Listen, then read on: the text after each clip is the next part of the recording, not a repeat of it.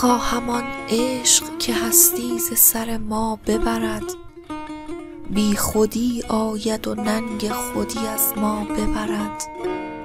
خانه آتش زدگانیم ستمگو می تاز، آنچه اندوخته باشیم به یغما ببرد. شاخ خشکیم به ما سردی عالم چه کند، پیش ما برگ و بری نیست که سرما ببرد.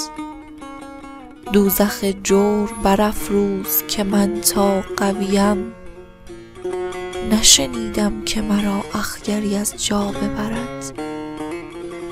جرعه پیر خرابات بر آن رند حرام، که به پیش دگری دست تمنا ببرد. وحشی از رهزن ایام چه اندیشه کنی، ما چه داریم که از ما نبرد یا ببرد.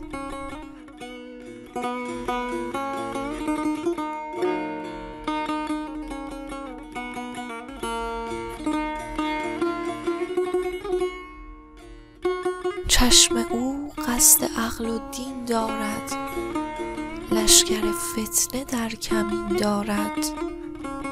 عالمی را کند مسخر خویش، هر که او لشکری چنین دارد.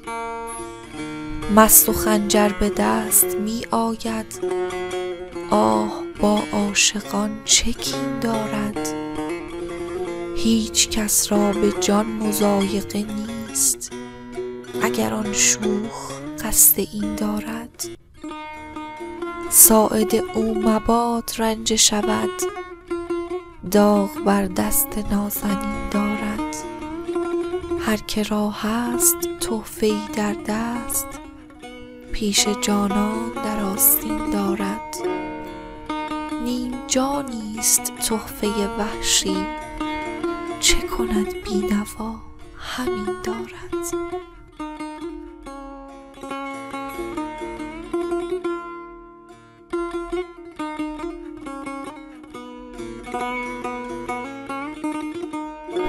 به تنگ آمد دلم یک خنجر کاری طمع دارد، از آن مژگان قتال اینقدر یاری طمع دارد.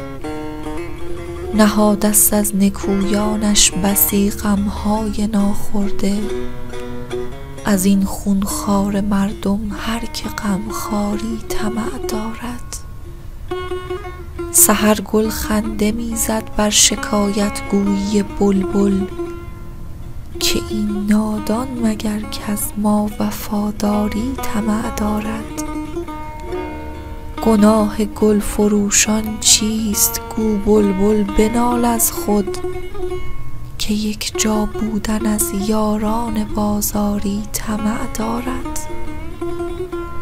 هوای باده ساقی ساده صاف عشرت آماده، کسی مست است وحشی کز تو هوشیاری طمع دارد.